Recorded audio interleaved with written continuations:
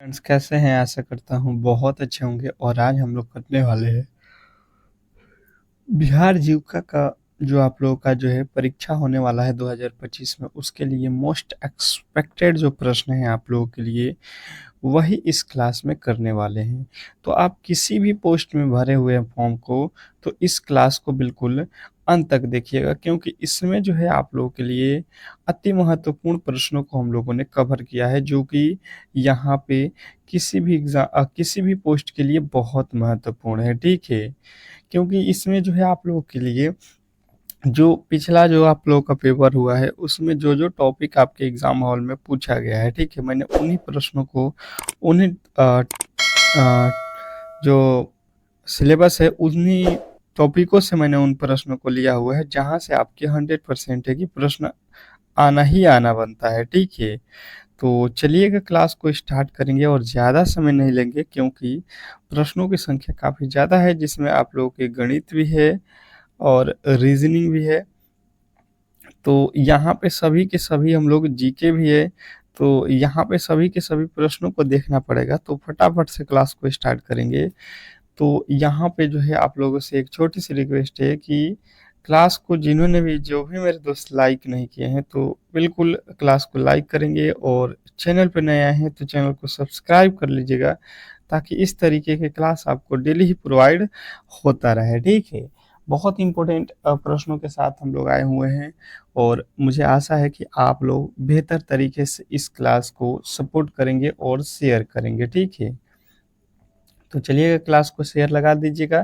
पहला प्रश्न आपके सामने कह रहा है, तीन ओर बंगाल से घिरा हुआ भारतीय राज्य कौन सा है?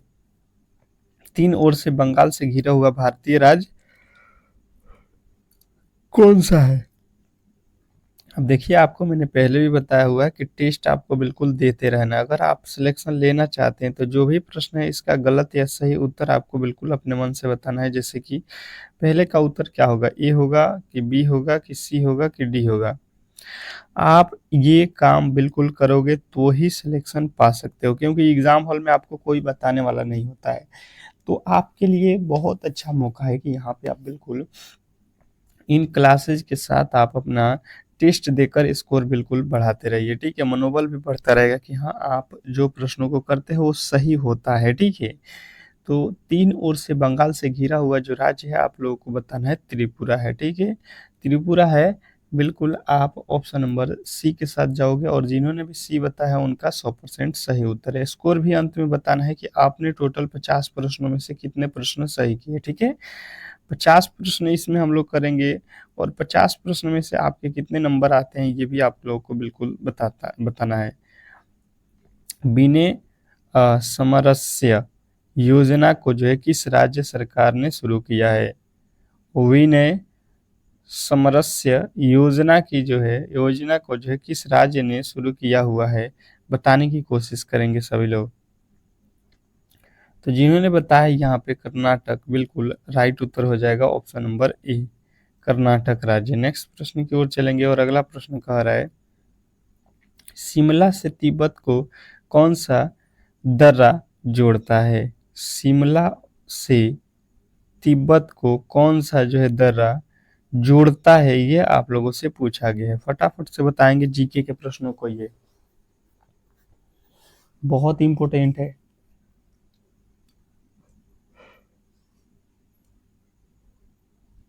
तो तीसरे का राइट उत्तर हो जाएगा सिपकीला दर्रा, सिपकीला दर्रा ऑप्शन नंबर डी। अगला प्रश्न देखेंगे, आप लोगों के सामने आ चुका है। कह रहे हैं यहाँ पे कि सर्वोच्च न्यायालय के न्यायाधीशों की जो है नियुक्ति किसके द्वारा की जाती है? सर्वोच्च न्यायालय के न्यायाधीशों की जो है नियुक्ति किसके द्वारा की जाती है?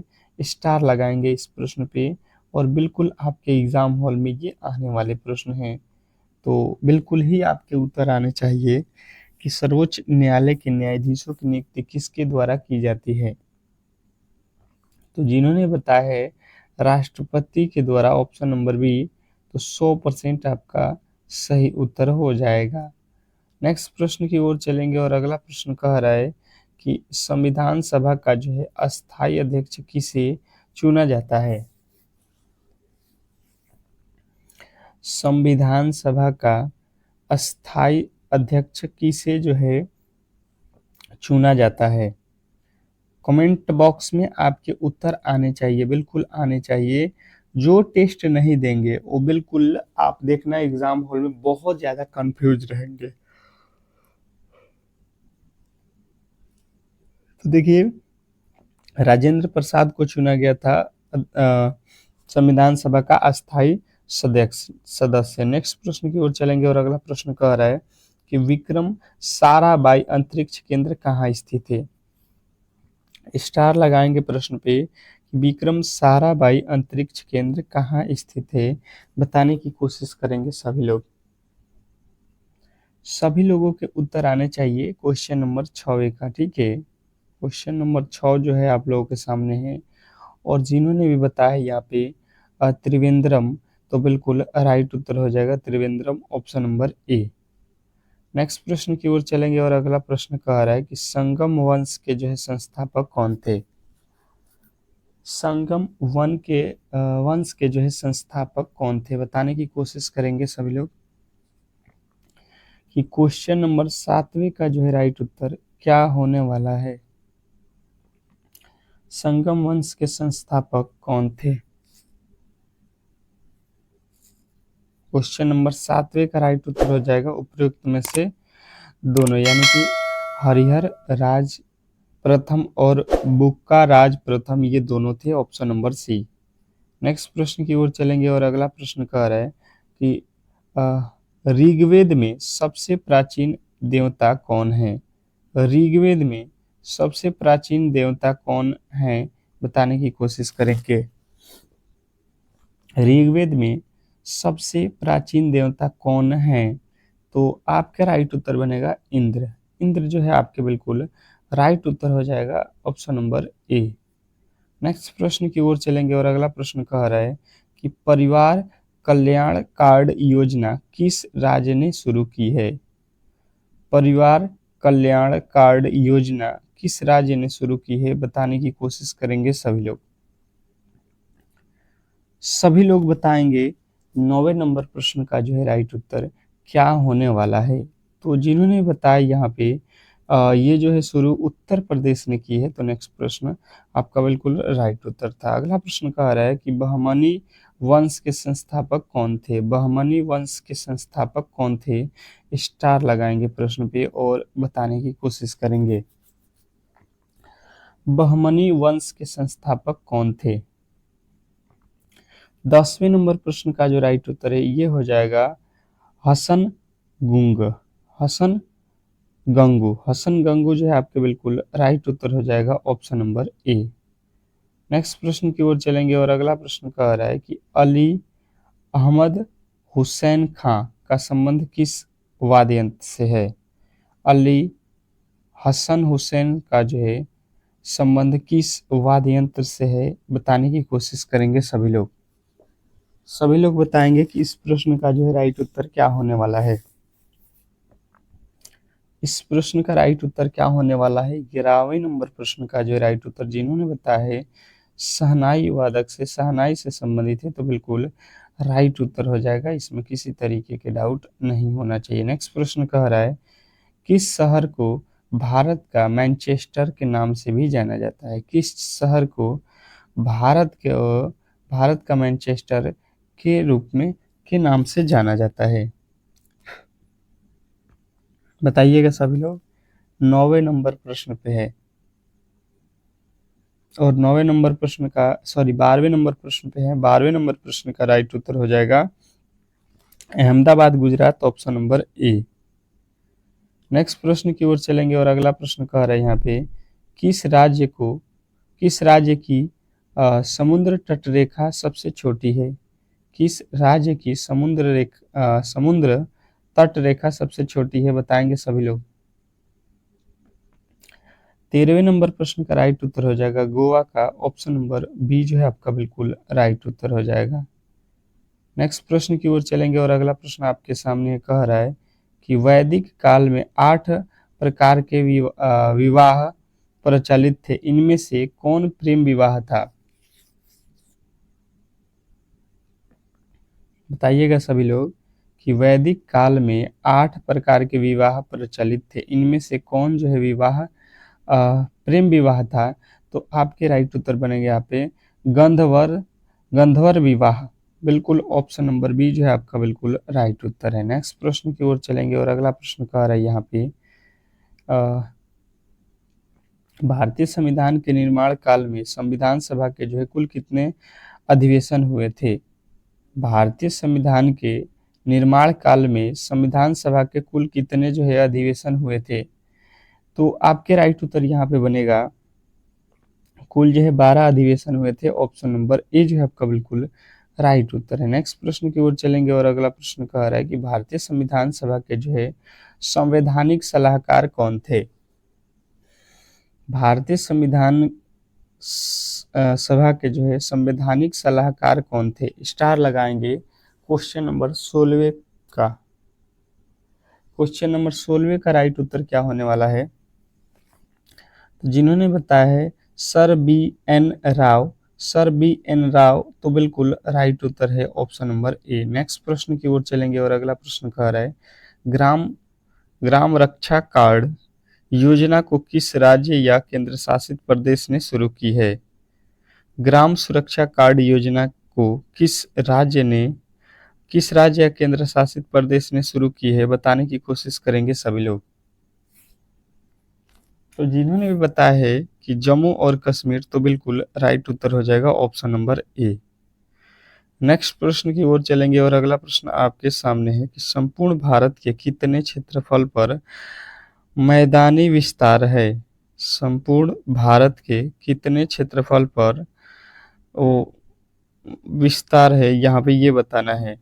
संपूर्ण भारत के कितने क्षेत्रफल पर मैदानी विस्तार है? तो यहाँ पे भारत के संपूर्ण क्षेत्रफल पर आपको बताना है कि 43% क्या है, मैदानी विस्तार है। ऑप्शन नंबर ए जो है आपका बिल्कुल।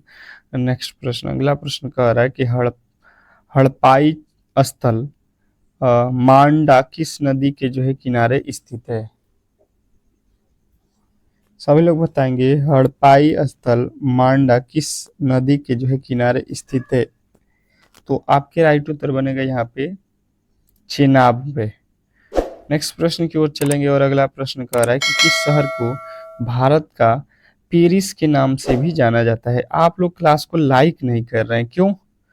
अगर आप जो है क्लास को पसंद कर रहे हैं तो बिल्कुल ही लाइक करिए, क्योंकि इस तरीके की क्लास आपको हम डेली ही प्रोवाइड करते हैं और बहुत जल्द आप लोगों के लिए यहाँ पे एक और भी क्लास लॉन्च करेंगे जो कि बहुत स्पेशल होगा, ठीक है? तो बिल्कुल आप लोग सपोर्ट करिएगा तो ही ये सब संभव होगा, नहीं तो फिर क्लासेस बंद कर दिए जाएंगे, दूसरे एग्जाम के फिर चालू कर दिए जाएंगे, ठीक है? तो बिल्कुल आप सपोर्ट कीजिए क्लास को ताकि डेली क्लास होती रहे। जयपुर जो है राजस्थान, बिल्कुल राइट उत्तर है। नेक्स्ट प्रश्न का आ रहा है यहाँ पे कि single use plastic buy back योजना को जो है किस राज्य सरकार ने शुरू किया है? तो आपके राइट उत्तर बनेगा यहाँ पे कि जो है हिमाचल प्रदेश ने किया है। Option number D. नेक्स्ट प्रश्न की ओर चलेंगे और अगला प्रश्न कह रहे हैं यहाँ पे कि भारत का संविधान कब स्वीकार किया गया? भारत का संविधान कब स्वीकार किया गया? स्टार लगाएंगे प्रश्न पे। क्वेश्चन नंबर 22वें का जो है यहाँ पे उत्तर बताने की कोशिश करेंगे कि संविधान कब जो है स्वीकार किया गया। तो स्वीकार करने की बात है तो यहाँ पे आपके उत्तर आएंगे 26 नवंबर 2049 को। नेक्स्ट प्रश्न की ओर चलेंगे और अगला प्रश्न कह रहे हैं यहाँ पे कि जो है भारतीय संविधान में मौलिक कर्तव्यों का जो है विचार किस देश के संविधान से लिया गया है? भारतीय संविधान में मौलिक कर्तव्यों का जो है विचार किस देश के संविधान से लिया गया है, बताने की कोशिश करेंगे सभी लोग। तो जिन्होंने बताया है रूस के जो है संविधान से, तो बिल्कुल राइट उत्तर हो जाएगा ऑप्शन नंबर ए। नेक्स्ट प्रश्न की ओर चलेंगे और अगला प्रश्न कह रहा है कि डॉक्टर एन राजम का जो है संबंध किस वाद्य यंत्र से है? डॉक्टर एन राजम का संबंध किस वाद्य यंत्र से है, बताने की कोशिश करेंगे सभी लोग। तो जिन्होंने भी बताया है यहाँ पे कि वायलिन से है, तो बिल्कुल राइट उत्तर हो जाएगा option number B violin. Next प्रश्न की ओर चलेंगे और अगला प्रश्न आपके सामने है, कह रहा है निम्नलिखित में से कौन सा वेद वेदात्रीय का भाग नहीं है। निम्नलिखित में से कौन सा वेद वेदात्रीय का भाग नहीं है, बताने की कोशिश करेंगे सभी लोग। 25वें नंबर प्रश्न का राइट उत्तर हो जाएगा अथर्ववेद। ऑप्शन नंबर डी जो है आपका 100% सही उत्तर है। नेक्स्ट प्रश्न की ओर चलेंगे और अगला प्रश्न आपके सामने अब देखिएगा रीजनिंग का। चलिएगा तो अब जो है आप लोग के रीजनिंग के प्रश्नों को देख लेते हैं। यहाँ पे बहुत इंपॉर्टेंट प्रश्नों के साथ हम लोग रीजनिंग पे आ चुके हैं और फटाफट से आपके उत्तर आना चाहिए, ठीक है। अब जो है रीजनिंग में कोई भी दिक्कत नहीं होनी चाहिए, जैसे कि मैंने पहले भी बताया हुआ है। और इन क्लासेस का पीडीएफ जो है यदि आप लेना चाहते हैं तो बिल्कुल फ्री होता है ये पीडीएफ। और आपको ये कहाँ पे मिलेगा, तो आप इस क्लास के डिस्क्रिप्शन में लिंक दिया गया है, वहाँ से ले सकते हैं, या आप इस नंबर पे व्हाट्सअप जो है कर सकते हैं, ठीक है। बिल्कुल ही आपको मिल जाएगा, ठीक है। अब चलिएगा यहाँ पे देखिएगा, कह रहा है कि श्रृंखला में अगला पद क्या है। तो इस श्रृंखला का अगला पद वाट के स्थान पे बताने की कोशिश करेंगे कि क्या होने वाला है। बताने की कोशिश करेंगे सभी लोग कि इस प्रश्न का राइट उत्तर क्या होने वाला है। तो देखिए यहाँ पे हुआ क्या है, श्रृंखला का अगला पद की बात की जाए तो यहाँ पे 4 लिखा है, 9 लिख दिया, फिर 9 से 16, फिर 25, तो अगला पद क्या होगा। 10 सेकंड का समय अगर आपको हम दें तो क्या आप इस प्रश्न को नहीं कर सकते हैं, बिल्कुल कर सकते हैं। जैसे अगर आप देखोगे तो यहाँ पे 4 से 9 हुआ मतलब 5 जोड़ दिया, 9 से 16 हुआ मतलब 7 जोड़ दिया, यहाँ पे 9 जोड़ दिया। तो अगर आप यहाँ पे देखोगे तो क्या जोड़ सकते हैं, 5 दो 7, 7 दो 9, 9 दो 11 जोड़ोगे तो ये कितना हो जाएगा, 36 हो जाएगा। तो 36 आप देख लो कहाँ पे है, या आप इसका ये भी लॉजिक देख लो कि ये जो है 2 जो 4 जो है 2 का वर्ग है, 9 जो है 5 का वर्ग है, 16 जो है 6, 16 किसका वर्ग होता है यार, हम लोग भी गलती कर रहे हैं। ये 9 जो है 3 का वर्ग होता है ना, 16 4 का वर्ग होता है, 25 9 5 का वर्ग होता है, तो अगला पद 6, 6 का वर्ग 36 हो जाएगा। इस तरीके से भी हम इसको कर सकते थे। नेक्स्ट प्रश्न की ओर चलेंगे और अगला प्रश्न कह रहा है यदि किसी कोड में पेन को जो है ये लिखा जाता है तो उसी कुट भाषा में INK को जो है किस प्रकार से लिखा जाएगा, बताने की कोशिश करेंगे सभी लोग। सभी लोग बताएंगे कि इस प्रश्न का राइट उत्तर क्या होने वाला है। सभी लोग बताएंगे कि इस प्रश्न का राइट उत्तर क्या होने वाला है। बिल्कुल, बहुत अच्छा, बहुत बेहतरीन। सभी लोगों के फटाफट से यहाँ पे उत्तर आना चाहिए कि यदि किसी निश्चित कूट में इसको जो है ये लिखा जाता है तो आपका जो है बताइएगा कि क्या लिखा जाएगा INK को। तो देखिए यहाँ पे सबसे पहले आपको मैंने बताया हुआ है कि कुट भाषा के प्रश्नों को आप सबसे पहले कहीं ना कहीं आप उसको रफ पे लिखोगे तो बिल्कुल आसानी तरीके से इन प्रश्नों को सॉल्व कर सकते हो। जैसे कि अगर आप देखोगे तो पी के बाद क्या होता है, क्यू एक जोड़ दिया है, ई के बाद क्या होता है, एफ एक जोड़ दिया है, एन के बाद क्या होता है, ओ, यानी कि एक यहाँ पे भी जोड़ा गया है, ठीक है। अब देखिए यहाँ पे आप करोगे क्या, आप देखोगे आप भी यहाँ पे एक एक जोड़ देना INK के साथ, ठीक है। तो आई में एक जोड़ोगे, आई के बाद क्या होता है जे, एन के बाद क्या होता है ओ, के बाद क्या होता है एल। अब ये कहाँ पे है आप देख लो, JOL। ऑप्शन नंबर ए आपका 100% सही उत्तर है।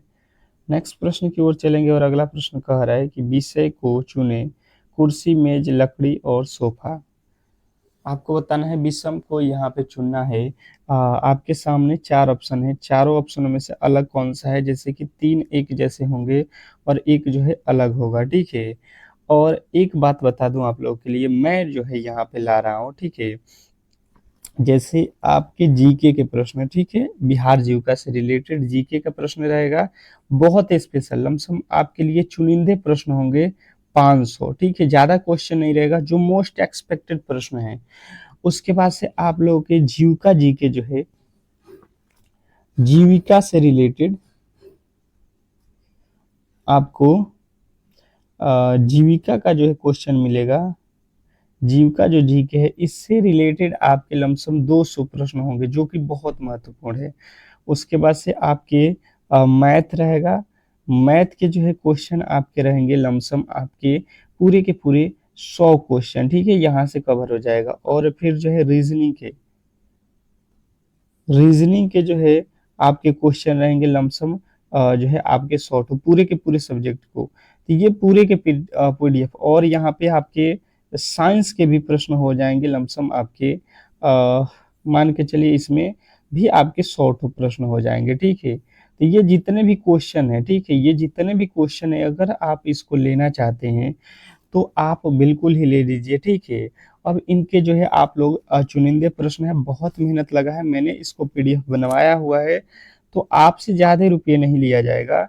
मात्र और मात्र अगर आप 50 रुपया देते हो तो ये पीडीएफ आपको मिल जाएगा क्वेश्चन और आंसर के साथ, ठीक है। क्वेश्चन और आंसर दोनों रहेगा इन प्रश्नों का। तो आप बिल्कुल ही इन पीडीएफ को एक बार पढ़ लीजिए, बहुत बहुत ज़्यादा इंपॉर्टेंट है। अगर सभी विषय आपको मात्र 50 रुपये में मिल जाए तो इससे बेहतर कुछ नहीं होने वाला है, ठीक है। और कहाँ पे मिलेगा, तो आप लोगों को मेरा व्हाट्सएप नंबर मालूम है, वहाँ पे जो है आप लोग बिल्कुल संपर्क कर लीजिएगा, ठीक है। बिल्कुल ही मैसेज करिएगा जिनको भी चाहिए। चलिएगा अब देखिएगा, देखिए कुर्सी मेज लकड़ी और जो है सोफा है, तो देखिए कुर्सी मेज और लकड़ी और सोफा लिखा गया है, तो अलग यहाँ पे कौन सा होने वाला है, तो कुर्सी मेज और यहाँ पे आपका संबंधित क्या है, सोफा। ये तो बढ़ई के समान है बने हुए, पर लकड़ी तो यहाँ पे बिल्कुल अलग हो जाएगा, क्योंकि ये हम लोग यूज करते हैं, लकड़ी जो है आपके बिल्कुल अलग हो जाएगा। नेक्स्ट प्रश्न की ओर चलेंगे, और अगला प्रश्न कह रहा है कि ए बी की माँ है। ए कौन है, बी की माँ। ए जो है माँ है किसकी, बी की, ठीक है। बात क्लियर समझते चलिएगा। बी जो है सी की बेटी है। बी कौन है, सी की बेटी है। बी, ए बी की माँ है। ए कौन है, बी की माँ। बी सी की बेटी है। बी कौन है, सी की बेटी। वाट यार, ये बोला है कि ए बी की माँ है, ये तो बी की माँ हो गई। अब बी जो है सी की बेटी है, बी सी की बेटी है, तो डबल हो जाएगा यार यहाँ पे तो। अब ये कह रहा है कि डी बी का भाई है। डी कौन है, बी का भाई। बी का भाई एक है, डी यहाँ पे मान लेते हैं, अच्छा बी भाई हो गया। ई डी का जो है डी की बहन है। अब देखिएगा ई जो है डी की बहन है। ई कौन है, डी की बहन। डी की बहन एक ई है, यहाँ पे बहन हो गई है। अब कह रहा है ई का ए से क्या संबंध है। ई जो है ई, ये ए को क्या बोलेगा ये, तो देखो इसकी ये बेटी बेटा, तो ये भी बेटा और ये इसकी बेटी, ठीक है। तो ई से पूछा, डी से पूछा गया। डी जो है डी एज से, ए जो है ए का ये ई क्या लगेगा, तो क्या लगेगा, ए का ये बेटी लगेगी। जब माइनस है तो बेटी लगेगी, यहाँ पे देख लो माइनस लिखा है तो बेटी है, प्लस है तो बेटा है।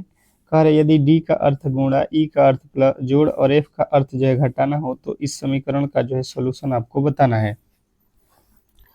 अब बताने की कोशिश करेंगे सभी लोग कि इसका जो है यहाँ पे उत्तर क्या होने वाला है। देखिए 10 डी 5 ई और 2 एफ और 3 का जो है मान आपसे पूछा जा रहा है, ठीक है। तो बताने की कोशिश करेंगे सभी लोग। तो हम क्या करेंगे, यहाँ पे लिखेंगे 10। डी का अर्थ क्या है, डी का देख लो यहाँ पे अर्थ हो जाएगा गुणे 5। ई का अर्थ क्या है, जोड़, तो यहाँ पे जोड़ लिखोगे 2। फिर एफ, एफ का अर्थ क्या है, आप कहोगे घटाना 3। और यहाँ पे जब इसको सॉल्व करोगे तो 10 बचे हो जाएगा 50, प्लस का 2 माइनस का 3। 50 2 52, 52 में से 3 जाएगा, कितना होता है 51, आपका बिल्कुल राइट उत्तर हो जाएगा। और ऑप्शन नंबर यहाँ पे तो 51 49 हो रहा है ना, 52 में से 3 जाएगा, 49 हो रहा है यार, हम लोगों ने गलती घटा दिया है। ऑप्शन नंबर ए वाला आपका बिल्कुल राइट उत्तर है। नेक्स्ट प्रश्न की ओर चलेंगे, और अगला प्रश्न कह रहे हैं यहाँ पे क्या बोला गया है कि श्रृंखला में लुप्त संख्या ज्ञात कीजिए। जो श्रृंखला दिया गया है इसमें जो है आपको लुप्त संख्या बताना है। लुप्त संख्या जैसे आप देखोगे तो लुप्त संख्या यानी कि वाट के स्थान पे यहाँ पे खाली जगह पे आपके उत्तर आने चाहिए। तो देखिए यहाँ पे हम लोग करेंगे क्या, यहाँ पे एक लिखा है मतलब एक का वर्ग, 8 मतलब दो का वर्ग, दो का क्यूब, सॉरी क्यूब में ले लो क्योंकि ये क्यूब वाला है। 27 तीन का क्यूब होता है, तो तीन के बाद यहाँ पे चार आएगा, चार का क्यूब लिख दो, चार का क्यूब कितना होता है 64। फिर ये 125 पाँच का क्यूब होता है, तो आप देख लो 64 आपके बिल्कुल राइट उत्तर ऑप्शन नंबर सी हो जाएगा। नेक्स्ट प्रश्न कह रहा है यहाँ पे, क्या कह रहा है आपका कि एक पंक्ति में मोहन बाएं से 12वें स्थान पर और श्याम दाएं से 15वें स्थान पर है। यदि वे अपना स्थान बदल लेते हैं तो मोहन बाएं से 20वें स्थान पर अ, हो जाता है। पंक्ति में कुल कितने लोग हैं ये आप लोगों को बताना है। पंक्ति में टोटल लोगों की संख्या कितनी है। क्वेश्चन नंबर 67 का जो है राइट उत्तर आपके आने चाहिए। बहुत अच्छा प्रश्न है और इस प्रश्न का जवाब सभी लोगों का आना चाहिए।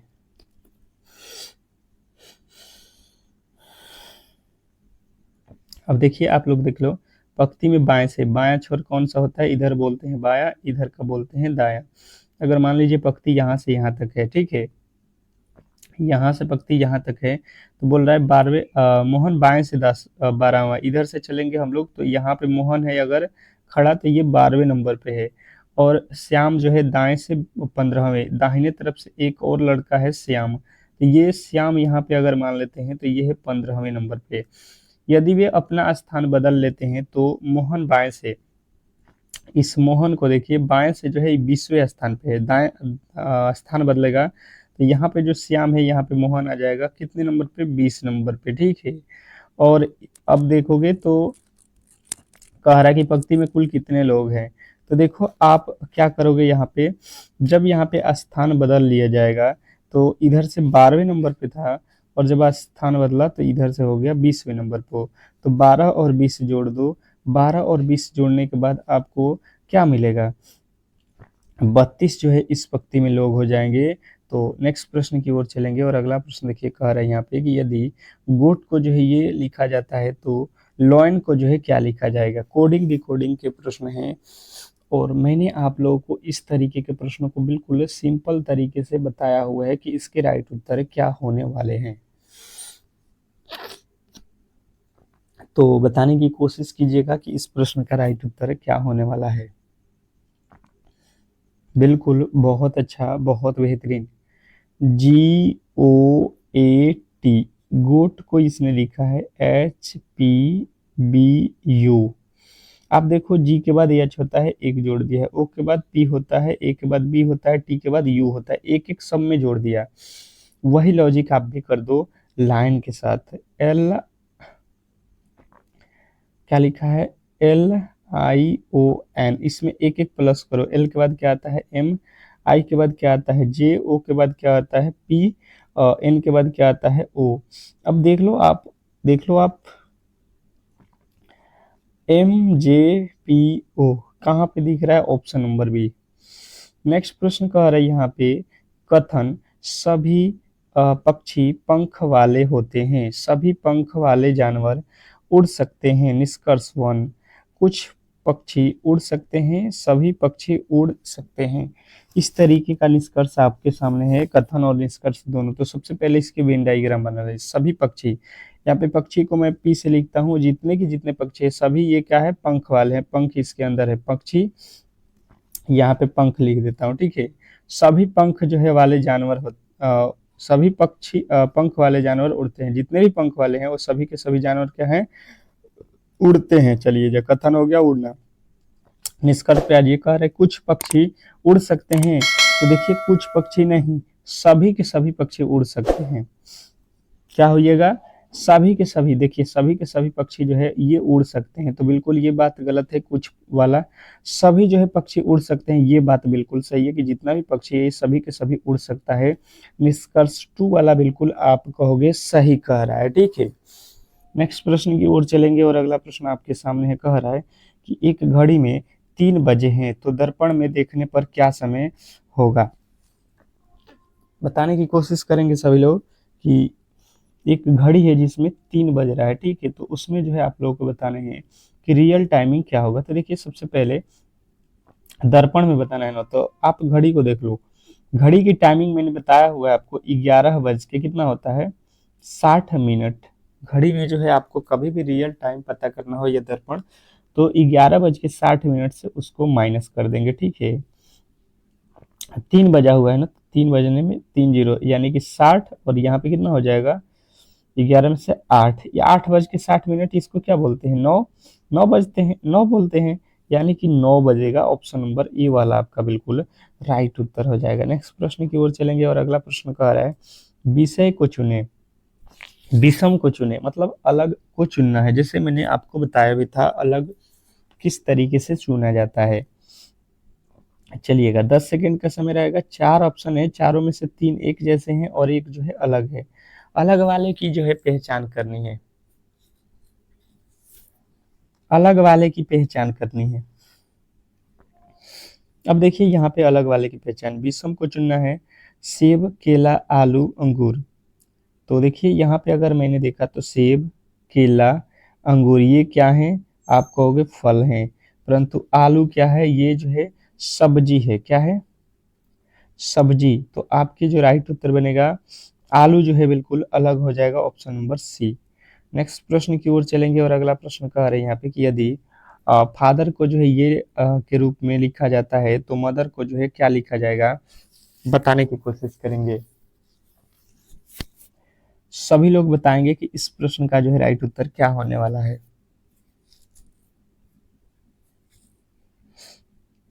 सभी लोग बताएंगे। कोडिंग डिकोडिंग का प्रश्न है, और जैसे कि आपको मालूम है कि एफ का जो है एक जोड़ोगे तो जी हो जाएगा, एक में एक जोड़ोगे तो बी हो जाएगा, टी में एक जोड़ोगे, टी के बाद क्या होता है, यू होता है, पर यस लिखा है मतलब -1। पहले दो ठो में प्लस, फिर देखिए एच, एच से पहले जी होता है -1, दो ठो माइनस, ई के बाद एफ, आर के बाद ओ। अब देखिए एफ, ई में एक जोड़ दिया है, और आर में से एक घटा दिया है। आर कितना 18, ओ कितना 15, -3 किया गया है। पहले देखो दो जोड़ा, एक एक जोड़ा दो में, फिर दो दो घटाया, फिर एक जोड़ा, फिर 3 घटाया, ये आपको मालूम होना चाहिए। अब वही लगाना है, यम में एक जोड़ना है, एन हो जाएगा, ओ में एक जोड़ना है, ओ के बाद क्या होता है, पी। ये दोनों बिल्कुल गलत हो गए। अब इसके आगे देखो यू, यू, यू के बाद यहाँ पे तो, अब पी के बाद यू, इसमें भी है, इसमें भी है, यहाँ पे एन और एच। एच के बाद यहाँ पे देखो एच ही रहेगा बिल्कुल, MOTH, यहाँ पे क्या हो जाएगा, यच का तो यच नहीं रहेगा, यच का यच लिखा है, ये भी गलत हो जाएगा। पर यहाँ पे ऑप्शन में गलती हो रहा है, यच के यहाँ पे लिखा है एन, एच का एच, एन थोड़ी ना होगा, ये भी थोड़े से यहाँ पे गलती किया हुआ है, ठीक है। यहाँ पे जो है आप लोग देखोगे तो चौथे नंबर का बात है, यहाँ पे भी एच था, तो एच का क्या लिखा है, जी। यहाँ पे जी होना चाहिए था, टाइपिंग में एरर है, आप इसको सुधार लेंगे, ठीक है। ऑप्शन नंबर ए जो है आपका बिल्कुल राइट उत्तर है। तो इस तरीके से आज के क्लास को हम लोग यहीं पे समाप्त करेंगे, और यदि ये क्लास आपको डेली करना है तो बिल्कुल मेरे चैनल से जुड़ जाइए, लाइक करके चैनल को सब्सक्राइब करके, ताकि ये जो है डेली ही क्लास आपको प्रोवाइड होता है, तो बिल्कुल आप बेहतर तरीके से अपना तैयारी कर सकते हैं, ठीक है। चलिएगा।